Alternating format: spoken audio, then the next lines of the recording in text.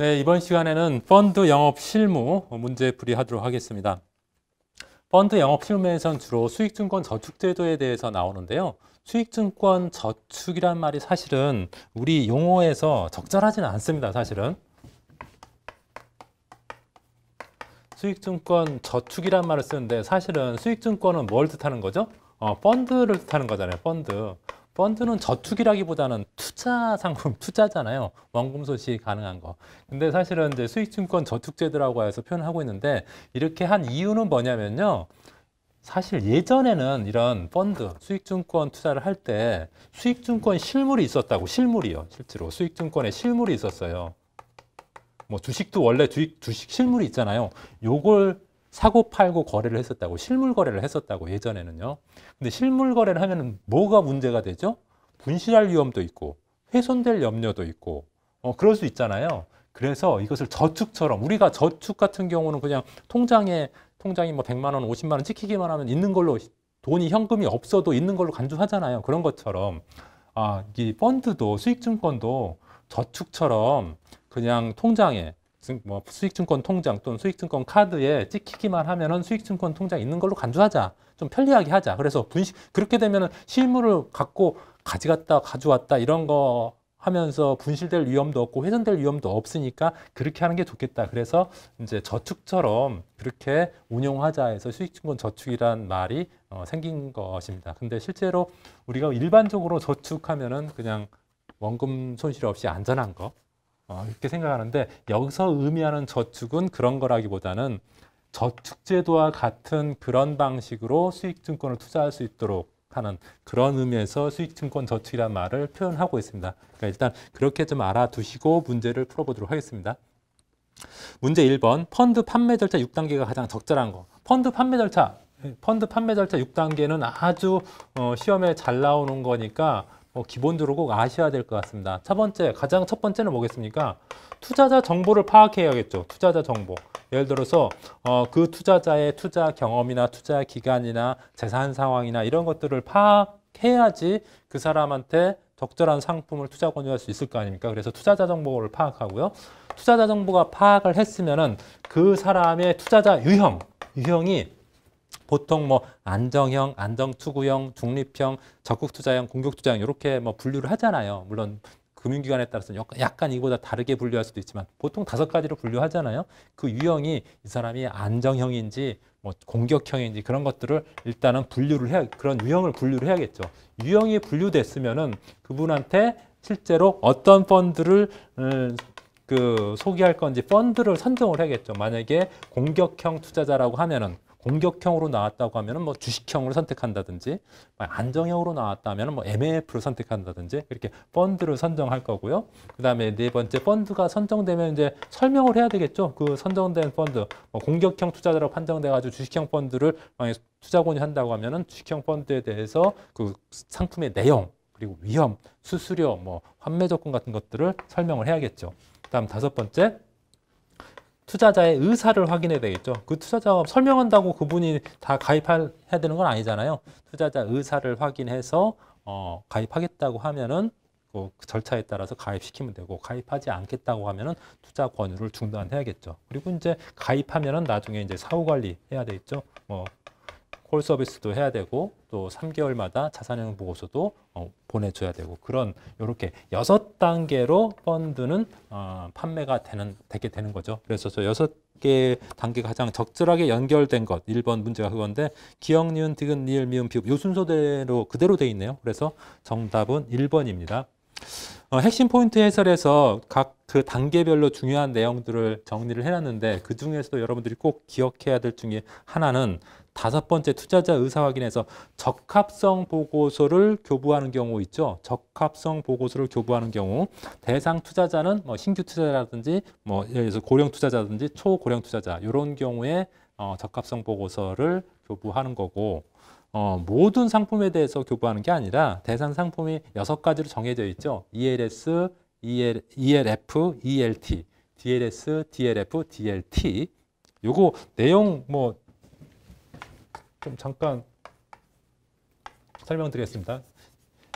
ELF, ELT. 여기서 ELS는 S는 시큐리티 증권을 말하는 겁니다. 그래서 이건 증권 형태고요. 유가증권, 뭐 ELS는 유가증권 형태고, 요 ELF는 F는 펀드니까 이건 펀드 형태입니다. 펀드 형태만 다른 거예요. 수익 구조는 비슷한데.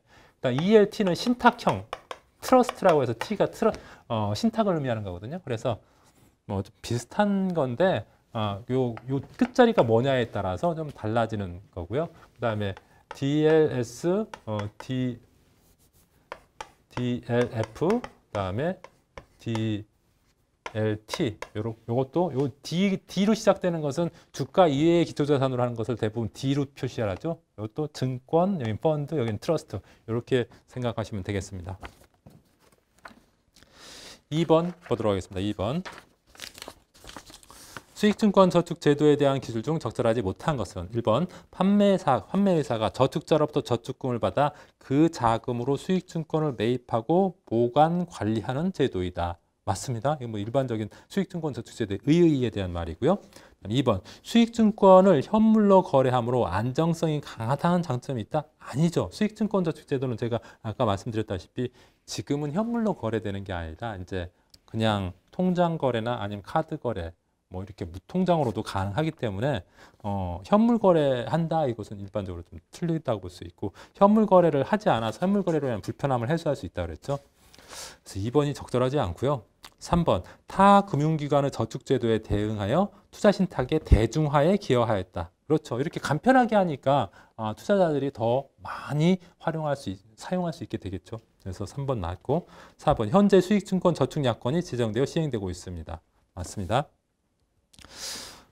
그 다음에 핵심 포인트 해설에 보면은 뭐 의, 목적, 뭐 유용성, 뭐 그렇게 어려운 말들이 아니니까 여러분들 한번 보시고 성립 요건에 보시면은 그 투자 신탁 계약 가입 계약과 혼장 임치 계약의 혼합 계약이다 이렇게 어려운 말들이 써여 있는데요.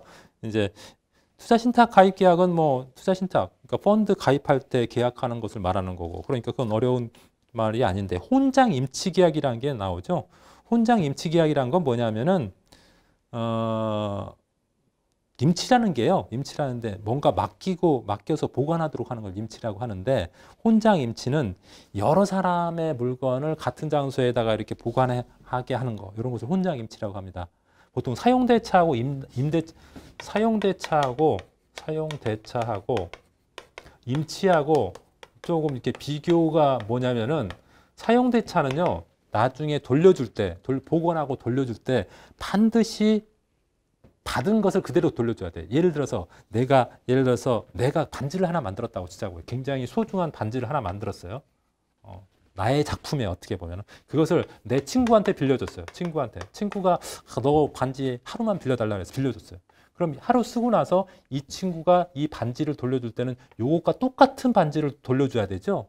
만약에 뭐 이거 가치가 얼마인지 모르겠지만 예를 들어 100만 원 정도의 가치가 있다면 100만 원짜리 돈으로 준다든지 100만 원짜리 다른 반지를 주면 안 돼요. 그러니까 사용대차인 경우 이렇게 빌리는 경우에 이 경우 반드시 요 반지를 빌렸으면 요거 똑같은 반지를 줘야 되는 거예요. 이런 관계가 사용대차인데 임치는 뭐냐면요. 여기서 말하는 혼장 임치는 뭐냐면은 만약에 돈을 이 사람이 100만 원을 1년 번호가 1번부터 100만 번까지 있는 1년 번호의 돈을 금융기관에다 맡겼어요. 금융기관에다가 맡겼어. 그리고 나서 1년 후에 다시 찾아갈 때 반드시 금융기관은 1년 번호 1번부터 100만 번까지 있는 돈을 줘야 되는 건 아니에요. 그죠? 그냥 뭐 1번부터 뭐 200만 1번까지 줘도 돼요. 이런 거. 그러니까 똑같은 기존에 줬던 거 그대로 안 줘도 되는 그런 것은 임치라고, 임치.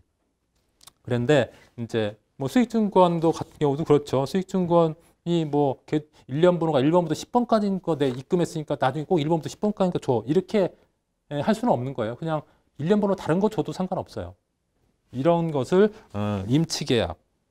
혼장이란 말은 여러 사람의 물건을 같은 장소에 모아놨기 때문에 은행 가면은 금고에 A라는 사람이 돈 입금한 것도 있고 B라는 사람이 입금한 것도 있고 다 한꺼번에 모아서 그냥 관리하잖아요. 혼장해서 관리하잖아요. 그래서 그런 것을 혼장 임치 계약이라고 합니다.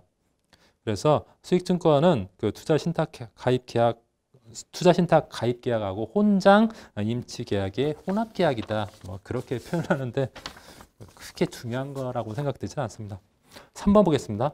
수익증권 저축 방식에 대한 기술 중 잘못된 것은 수익증권 저축 방식은요. 크게 보면은 크게 것이 임의식하고 목적식이 있습니다. 임의식하고 목적식. 그냥 기본적으로 다 아시는 내용이 있지만은 간단하게 정리를 해드리면은 임의식은 뭐 임의로 하는 뭐 넣었다 뺐다 하는 걸 말하는 거고 목적식은 뭔가 목적이 있는 것을 말하는 거죠. 그래서 목적식에는 또 세 가지가 있죠. 거치식이 있고 그 다음에 적립식이 있고 목표식이 있습니다. 제가 쓰고 있을 때 여러분들이 좀 외워두셨으면 좋겠어요. 또 거치식에서는 또 두 가지 종류가 있는데요. 일부 인출식이 있고 또 한 가지가 뭐죠? 수익금 인출식. 수익금 인출식이 있고요. 적립식에는 정액 적립식이 있고 자유 적립식이 있죠. 이렇게 일단 구분은 먼저 기억하시기 바랍니다. 구분하는 거 좀 기억하시고요. 문제 보겠습니다. 1번. 임의식은 저축기간, 저축금액, 인출 요건을 정하지 않고 임의로 저축하는 거다. 임의로 저축한다 해서 임의식이라고 하고 2번. 거치식은 추가 납입은 가능하나 일부 인출은 불가능하다. 이게 틀렸습니다. 거치식은요. 추가 납입이 안 됩니다. 추가 납입이 안 된다. 일부 인출은 가능하지만 추가 납입이 안 된다. 무슨 소리냐? 예를 들어서 거치식 통장을 하나 만들었어요. 계좌번호는 예를 들어서 뭐 027-080-200-001이라고 치자고요. 1이라고. 이런 계좌번호에 2001-01이라는 뭐 계좌번호가 여기다가 1억을 넣었다고 치자고. 1억을 넣었어요. 거치식이라는 것은 목돈을 한꺼번에 탁 넣는 것을 거치식이라고 하잖아요. 소액을 조금씩 계속 넣는 것을 적립식이라고 하고, 그죠? 근데 1억을 딱 넣었어요. 근데 하다 보니까 돈이 또 생겼어. 5천만 원이 또 생겨서 5천만 원을 더 넣고 싶은데 거치식으로는 추가 납입이 안 돼요. 그러니까 이거 1억 들어있는 거에다가 5천 더 나가 1억 5천 만들고 싶은데 1억 5천이 안 되는 거예요. 이렇게 추가 납입이 안 되기 때문에 거치식으로 만약에 선택을 했으면은. 그래서 거치식 경우에는 만약에 돈이 더 있어서 추가 납입을 하려면은 이 방법을 해결해서 계좌 개설을 추가로 해야 돼요. 계좌 개설을 하나 더 만들어야 돼요. 그래서 보통 027-80-200-01-02 이렇게 서브 계좌를 하나 더 만들어서 여기다가 5천만 원 입금하는 거죠. 그래서 계좌가 01번 계좌, 02번 계좌 이렇게 두 개가 생기게 이렇게 해서 하는 수밖에 없어요. 거치식으로 하는 경우에는. 거치식은 추가 납입이 안 되기 때문에. 물론 일부 인출은 가능합니다. 일부 인출식도 있고 수익금 인출을 할 수 있으니까 일부 인출은 가능합니다. 그래서 2번이 틀렸네요. 추가 납입은 불가능하고 일부 인출은 가능하다. 이렇게 해야지 맞는데 추가 납입이 가능하고 일부 인출이 불가능하다 했으니까 틀렸습니다. 3번 정액 적립식은 일부 인출이 가능하나 6개월 이상 미납일 때는 판매사가 해지할 수 있습니다. 4번 목표식은 적립식과 임의식 장점을 혼합한 방식이다. 맞습니다. 밑에 핵심 포인트 해설에 조금 전에 제가 말씀드렸던 내용을 정리해 놨으니까 여러분들이 다시 한번 읽어보시기 바랍니다. 4번 보도록 하겠습니다. 수익증권 저축 운용과 관련된 내용 중 잘못된 것은 1번 임의식은 저축기간을 약정할 필요는 없으나 목적식은 저축기간을 약정해야 됩니다. 맞습니다. 보통 그렇죠. 예를 들어 적립식 펀드 가입한다 그러면 적립식 언제까지 할 거냐? 뭐 3년, 뭐 36개월 또는 뭐 24개월 이렇게 정하게 돼 있죠. 그렇게 그 목적식 같은 경우는 저축 기간을 약정하도록 되어 있습니다. 일반적으로. 그다음 2번 저축 기간의 연장과 단축은 예외적인 경우에만 인정한다. 이게 틀렸습니다. 저축 기간의 연장은요. 그냥 아무런 조건 없이 가능합니다. 일반적으로 가능해요. 근데 단축하는 거, 저축 기간을 3년을 했다가 2년으로 단축한다. 이런 것은 예외적인 경우만 인정합니다. 그래서 2번이 적절하지 않고요. 3번 저축 기간을 월, 연으로 정한 경우 만기 지급일은 저축 기간이 만료되는 월의 최초 납입 상당일입니다. 이게 무슨 소리냐? 예를 들어 지금이 예를 들어서 2021년 예를 들어서 막 10월이다. 그러면 1년으로 하면은 그 1년으로 10월 예를 들어서 30일이다. 그러면은 여기서 만기 지급은 언제? 저축 기간이 만료되는 월. 예를 들어서 이것을 1년으로 했다. 그러면은 2022년 10월 30일이 된다는 거죠. 요 말을 말로 표현한 겁니다. 그래서 3번도 맞고 4번 환매 시 출금 금액은 환매 시 평가 금액에서 판매 수수료와 세액을 공제한 금액입니다. 이것도 맞습니다. 이것 나중에 다시 한번 이 부분은 말씀을 드리겠습니다. 그래서 핵심 포인트 해설에서 여러분들 체크해야 될 것은 뭐냐면은 맨 마지막에 나와 있는 만기 지급일 요거 별표 쳐놓고 조금 여러분들 기억하시기 바랍니다. 기간을 월 연으로 정한 경우는 조금 전에 말씀드렸다시피 저축 기간이 만료되는 월의 최초 납입 상당일이고요. 두 번째, 기간을 일 단위로 정할 경우에는 최초 매수일로부터 계산하여 저축 기간이 만료되는 날이 아니라 만료되는 날의 다음 영업일이에요. 만료되는 날의 다음 영업일. 요거 좀 기억하시기 바랍니다. 그다음에 투자 신탁 계약 해지한 때는 해지한 날이 아니라 해지 결산 후 첫 번째 영업일이에요. 그래서 요 만기일 시험에 잘 나오는 부분이니까 좀 기억하시기 바랍니다. 5번 보도록 하겠습니다. 수익증권 매매거래 통지에 대한 기술 중 잘못된 것은 1번 판매사는 저축자가 거래를 시작하기 전에 저축자가 원하는 매매 성립 내용 통지 방법을 확인하고 이를 기록 유지해야 된다. 무슨 소리냐면은 하여튼 매매 성립 내용을 어디다 통지하느냐, 그것을 뭐 우편으로 줄 거냐, 아니 문자 메시지 줄 거냐, 뭐 이메일로 줄 거냐 이런 거 미리 확인해서 그것대로 하라는 거죠. 그래서 1번은 맞고 2번 판매사는 수익증권의 매매가 체결된 후 지체 없이 저축자에게 통지해야 된다. 그렇죠. 펀드를 팔든 뭘 했으면은 펀드를 팔았으면은 매매가 체결되면 바로 저축자에게 통지를 해야겠지요. 다음 3번 예탁결제원의 전산망을 통하여 매매 확인서를 교부하는 방법으로도 통지할 수 있다. 일반적으로 판매사에서 직접 통지하기도 하지만은 예탁결제원에서 예를 들어서 이메일이나 또는 우편으로 이렇게 가기도 합니다. 그렇게 할 수도 있습니다. 그래서 3번도 맞고요.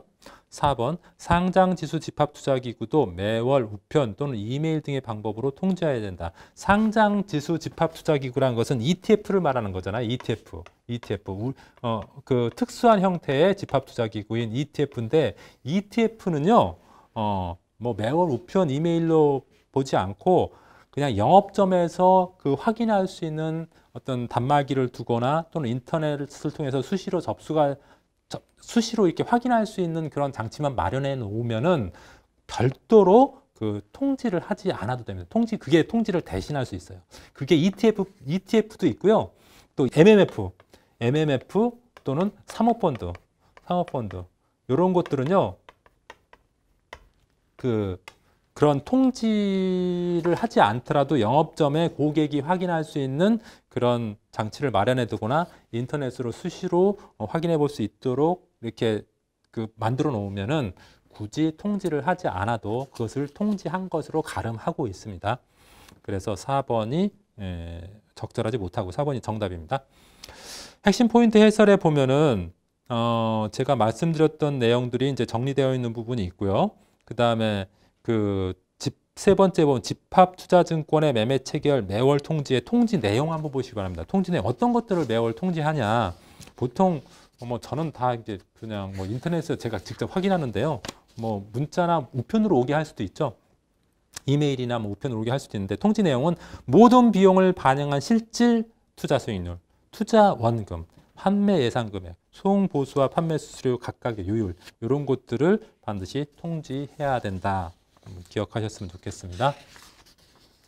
6번 보도록 하겠습니다. 6번 수익증권 저축의 인출에 대한 기술 중 잘못된 것은 펀드 가입해서 돈 빼는 것을 인출이라고 하죠. 1번 저축자는 언제든지 저축재산의 전부 또는 일부의 인출을 청구할 수 있다. 당연하죠. 내 돈 넣어놓은 거 내가 뺀다는데 누가 뭐라 그러겠어요. 맞는 말이고. 2번 일부 인출 시 판매자는 선입선출법에 의하여 지급한다. 선입선출법이라는 조금 우리가 생소한 말이 나왔는데 이게 무슨 선입선출법이라는 게 뭐냐면은 예를 들자면은 적립식으로 매월 100만 원씩 3년 1년 동안 넣기로 했다고 치자고요. 예를 들어서 3년 동안 넣다. 그러면은 만약에 1월 25일 날 그냥 자동이체를 신청했다고 치자고. 그럼 2월 25일 날도 나갈 거고 3월 25일 날도 100만 원씩 나갈 거고 이렇게 쭉 해가지고 10월 25일 날도 100만 원, 11월 25일 날도 100만 원, 12월 25일 날도 100만 원씩 이렇게 100만 원씩 나가겠죠. 100만 원씩. 100만 원씩 계속 통장에서 빠져나갈 겁니다. 그죠? 적립식 투자를 하면은. 근데 내가 예를 들어서 12월 25일 날 크리스마스 날 나의 연인하고 어디로 여행 가고 싶습니다. 그래서 한 300만 원 정도 쓰려고 해요. 근데 당장 뭐 여윳돈은 없어. 그래서 통장 펀드를 깨면 안 되겠지만 펀드를 깰 수밖에 없는 상황이 됐다고 치자고요. 그러면은 100만 원 1월 달에는 100만 원도 있고 2월 달에는 100만 원도 있고 3월 달에는 100만 원도 있고 뭐 10월 달에는 것도 있고 11월 달에는 것도 있고 9월 달에 100만 원도 있겠죠. 이때는 100만 원도 있겠죠. 그럼 어떤 게 빠질까요? 돈을 만약에 일부를 환매 청구한다고 하면 전부 다 환매 청구할 필요는 없고 내가 300만 원만 필요한다면 300만 원만 빼면 되잖아요. 그러면 언제 것을 빼냐 하면은 선입선출법이라고 했으니까 먼저 입금한 것을 먼저 빼는 거죠. 먼저 입금한 것을 먼저 빼는 거예요. 그러니까 만약에 12월 26일 날 300만 원 인출을 청구한다고 하면은 돈이 1월 달 이때부터 시작한 거 먼저 입금한 게 1월 25일, 그다음 2월 25일, 3월 25일 요 세 개가 300만 원 요것이 출금된다는 소리예요. 그것이 선입선출법입니다. 먼저 입금된 거 먼저 출금된다. 그래서 2번 맞습니다. 일부 인출할 때 이렇게 선입선출법에 의해서 출금이 됩니다. 다음 3번 저축계약의 해지에도 불구하고 저축자가 저축재산의 인출을 청구하지 않으면 저축기간이 종료된 것으로 본다. 이게 틀렸습니다. 만약에 내가 펀드를 만약에 만기가 12월 25일이라고 치자고요. 만기가. 근데 이때 뭐 돈을 안 찾았어요. 안 찾았어요. 그러면은 만약 26일이 되면은 뭐 이렇게 뭐 펀드가 뭐 해지되고 그런 게 아니라 그냥 펀드 기간이 연장된 걸로 봅니다. 펀드 기간이 연장됐다는 말은 이게 만약에 그 다음에 만약에 1월 25일이 됐다고 치자고요. 펀드를 금년 12월 25일 날 만기인데 이때 해지하지 않고 그냥 한 달이 더 지나갔어요. 그럼 이것은 저축 기간이 연장된 것으로 봅니다. 연장된 것으로 본다는 말의 의미는 뭐냐면 이때 펀드 기준가가 예를 들어서 1150이었다. 근데 예를 들어서 1월 25일 날 1250으로 올라갔다. 그럼 1250으로 환매가 되겠죠. 자축기간 연장으로 보니까. 이것과 반대로 1150이었던 것이 만약에 조금 더 떨어가지고 1100이 됐다. 그럼 1100으로 지급하게 되는 겁니다. 저축기간 연장으로 봐서. 그래서 3번이 틀렸고요. 4번 저축자가 수익증권 현물을 요구하는 경우 판매사는 특별한 사유가 없는 한 수익증권 현물로 지급해야 된다. 다만 수익증권 발행의 최소단위 미만의 저축자산을 환매하여 현금으로 지급한다. 현물로 요구하면 당연히 현물로 줘야겠죠. 우리가 은행에 가서 내가 100만 원을 통장에 넣어놨는데 100만 원 현물로 주세요. 만 원짜리 100장으로 주세요. 그럼 100장으로 은행에서 줘야 되잖아요. 그죠? 난 현금으로 절대 줄 수 없다. 은행이 그렇게 말할 수 없잖아요. 수익증권도 마찬가지예요. 수익증권도 예를 들어서 증권사에 가가지고 내 수익증권 1번부터 10번까지 내가 이거 현물을 샀는데 나 그 현물로 주세요. 그러면은 현물로 줘야 되는 거예요. 그죠? 고객이 원하니까. 그래서 4번 맞고 틀린 것은 3번이 되겠습니다. 핵심 포인트에서의 인출, 판매사의 해지 사유는 별로 어렵지 않으니까 여러분들 한번 읽어보시기 바랍니다. 7번 보도록 하겠습니다. 수익증권 사고 및 변경사항 신고에 대한 기술 중 잘못된 것은 1번 저축자는 통장, 인감의 분실, 멸실, 도난, 훼손 시 지체 없이 판매회사에 사고 신고해야 된다. 똑같죠. 예금도 통장 분실하거나 카드 같은 거 분실하면은 그 은행에다가 바로 신고하는 것처럼 펀드도 수익증권도 통장이나 카드나 인감이나 이런 것이 분실되면 당연히 판매회사에 신고를 해야겠죠. 2번 신고의 효력은 판매사가 저축자로부터 신고 통지를 받은 때로부터 발생한다. 그렇죠. 통지를 받아야지 신고의 효력이 있지. 통지 안 받으면 의미가 없는 거죠. 그 말의 의미는 뭐냐면요. 예를 들어서 내가 통장 도장을 잊어버렸다. 그러면은 그것을 판매사에다가 통지해가지고 판매사에 통지를 받아가지고 그때부터 이제 거래 정지를 하거나 그러면은 손해가 혹시 누군가의 부당한 인출이 없을 거 아닙니까? 지급정지 해놓으니까. 근데 만약에 인감을 잊어버렸는데 신고 안 했어요. 신고 안 하고 있다가 누군가가 그 통장과 인감을 갖고 와서 돈을 수익증권에서 뭔가를 찾아가면은 그것은 통지 아직 안 받았기 때문에 금융회사의 책임이 없어지게 되는 거죠. 그래서 항상 통지를 받은 때부터 효력이 발생한다는 점. 다음 3번 판매사는 저축자에게 신고사항 처리 결과를 서면, 전화, 사전 합의 방법으로 통지합니다. 맞습니다. 이렇게 뭐 신고할 때 보통 서면으로 할 수도 있고 전화로 할 수도 있고 뭐 인터넷으로 할 수도 있잖아요. 요즘에는 주소 변경이나 뭐 이런 것들도. 4번 투자자 보호를 위해 저축금 및 수익증권을 양도하거나 질권을 설정할 수 없다? 아닙니다. 수익증권을 양도하거나 질권을 설정할 수 있습니다. 예를 들어서 수익증권 펀드에 1억 넣어놓고 대출 받기 위해서 펀드에 질권 설정 담보 잡고 대출 받을 수 있잖아요. 그러니까 질권 설정할 수 없다 이렇게 표현한 건 틀리죠. 양도도 내가 펀드 갖고 있는데 내 자식한테 양도하겠다 또는 배우자한테 양도하겠다. 양도계약서 써가지고 물론 이제 판매사의 동의가 있어야 되겠지만은 판매사 동의를 얻어서 가능합니다. 그래서 4번이 틀렸습니다. 8번 보도록 하겠습니다. 수익증권 저축자가 우대 조치를 받는 경우와 거리가 먼 것. 여기서 우대 조치라는 것은요. 환매 수수료 면제하는 경우를 말합니다. 일반적으로 수수료 안 내면은 그만큼 우대받은 거하고 똑같은 거잖아요. 그래서 환매 수수료를 면제하는 경우가 6가지가 있는데 그중에 그것과 관련된 문제입니다. 1번 목적식 저축의 저축기간 종료. 목적식 저축 예를 들어서 저축기간을 만약에 3년으로 했다. 3년으로 했는데 3년이 지나버린 거예요. 그러면은 굳이 그 3년 이내에 만약에 이내가 아니라 3년이 지난 경우 종료했으니까 종료한 후에 환매하는 것은 환매 수수료 안 내도 된다는 거죠. 그다음 2번 거치식 저축의 수익금 상당액 환매 또는 일정 금액 인출식. 이 거치식은요 일부 인출식도 있고 수익금 인출식도 있어요. 다시 말하면 이게 무슨 소리냐면은 내가 1억을 넣어놓고 수익증권 펀드에 1억 넣어놓고 나는 매달 100만 원씩 여기서 뺄 거야. 그렇게 하는 것은 일부 인출식이고요. 내가 1억 넣어놓고 그거 1년에 수익 생긴 거나 수익 생긴 것만 뺄 거야. 1억에 수익이 100만 원 생기면 100만 원만 뺄 거고 1억 넣어가지고 1년 만에 수익이 500만 원 생기면 500만 원 뺄 거야. 그게 수익금 인출식이에요. 요렇게 구분해놓고 인출하는 거, 미리 정해놓고 인출하는 거, 요럴 때는 환매 수수료 부과 안 한다는 소리예요. 그 다음에 3번 이익금 재투자 시 너 1억 돈도 거치익 넣어놓고 뭐 일부 인출도 안 하고 수익금도 안 빼고 그냥 넣어놓고 그냥 나는 그냥 이익이 생기면 그냥 그거 안 빼고 그냥 계속 재투자할 거야. 재투자할 때도 별도의 수수료를 부과하지 않습니다. 3번도 맞고 4번 적립식 펀드 6개월 이상 유지 후 해지 시 이것은 환매 수수료 부과합니다. 보통 목적식 저축도 1년이 지나야지 환매 수수료 면제하거든요. 근데 6개월까지 정도까지는 안 됩니다. 4번이 정답입니다. 핵심 포인트 해설에 그 우대 조치, 환매 수수료 면제하는 경우 6가지 있죠. 그 목적식 저축의 기간이 종료할 때, 그다음 수익금 상당액을 인출할 때, 그다음 재투자할 때, 그다음 소규모 펀드 해지. 소규모 펀드 해지는 뭐냐면은 그 일반적으로 규모가 50억 미만인 펀드는 다른 펀드하고 합병하는 경우가 많거든요. 그렇다 보면은 그 소규모 펀드는 일단 해지를 한단 말이죠. 해지하고 나서 그 남은 돈으로 거기서 해지한 돈으로 다른 펀드하고 합병하는 경우인데 그 소규모 펀드를 해지할 때 환매 수수료 부담하지 않는다는 소리고요.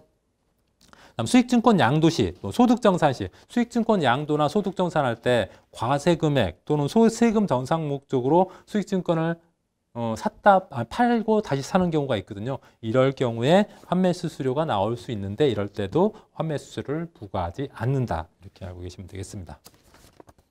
9번 보도록 하겠습니다. 수익증권 매매 시 입금에 대한 기술 중 잘못된 것은 1번 입금 거래에는 금액 입금, 단체 입금, 현물 입금이 있다. 대부분 근데 금액 입금이죠. 2번 금액 입금은 현금, 수표, 어음 등 투심할 수 있는 증권으로 납입하는 경우를 금액 입금이라고 하고요. 그다음 3번 금액을 좌수로 환산한 경우 좌 미만 단수는 수납 시에 절사하고 지급 시에는 절상한다. 이게 반대로 됐습니다. 수납 시에는 절상하고 지급 시에는 절사한다. 요 핵심 포인트 해설에 제가 그 표로 정리를 해놨죠. 좌수환산은 어떻게 해요?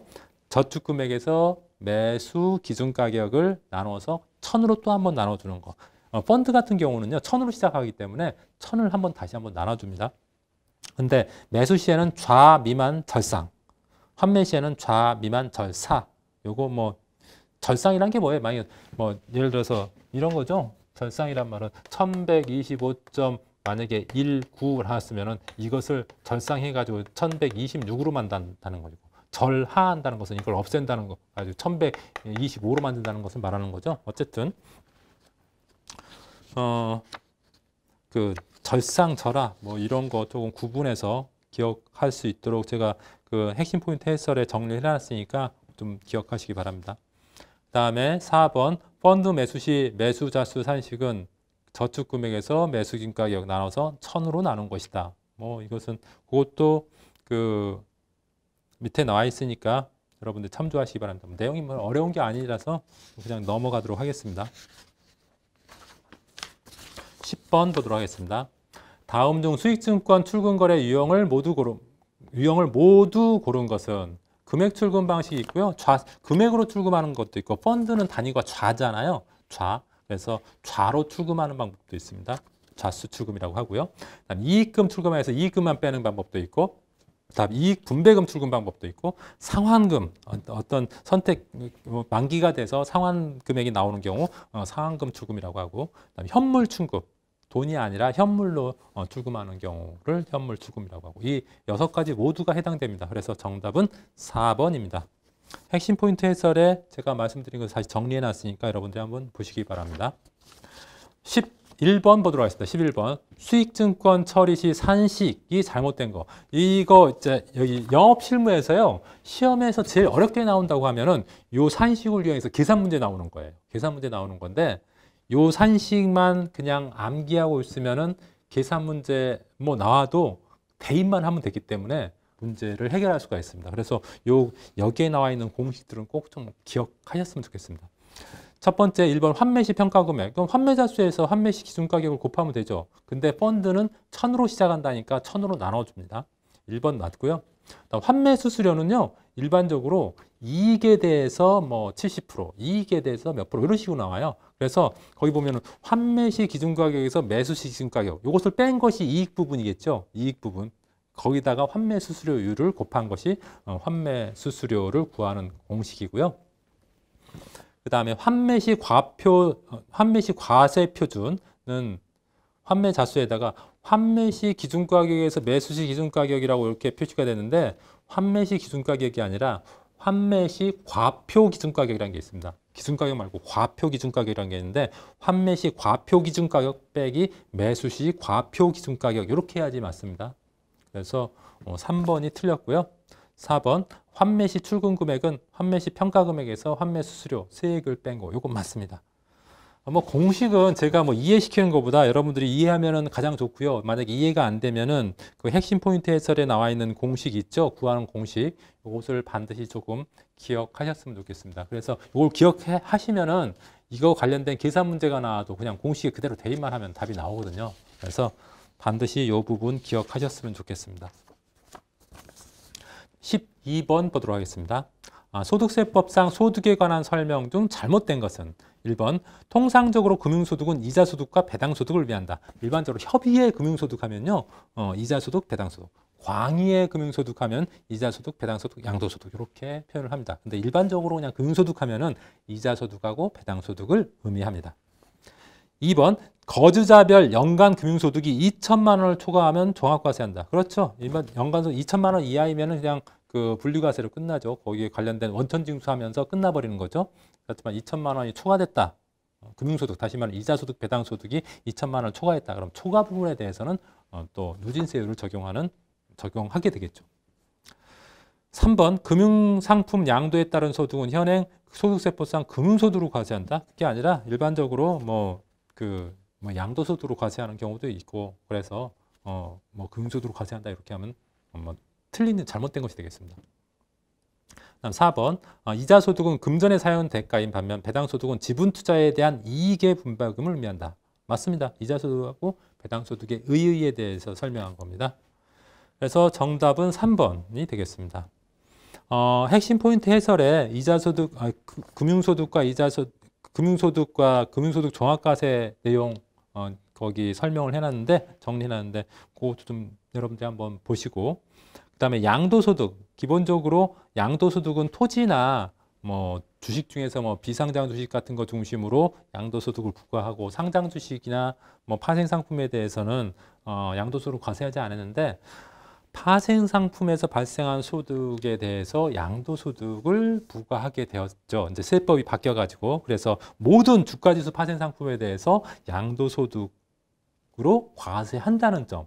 예전에는 이게 그 파생 상품 양도소득에 대해서 비과세였거든요. 근데 2019년부터 그 모든 지수, 주가지수 관련된 파생 상품만 그렇습니다. 그래서 증권 관련, 증권 대상 파생 상품은 해당이 안 되고요.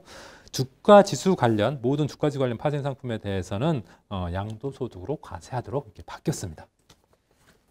네, 이번 시간에는 여기까지 하고 마치도록 하겠습니다. 수고하셨습니다.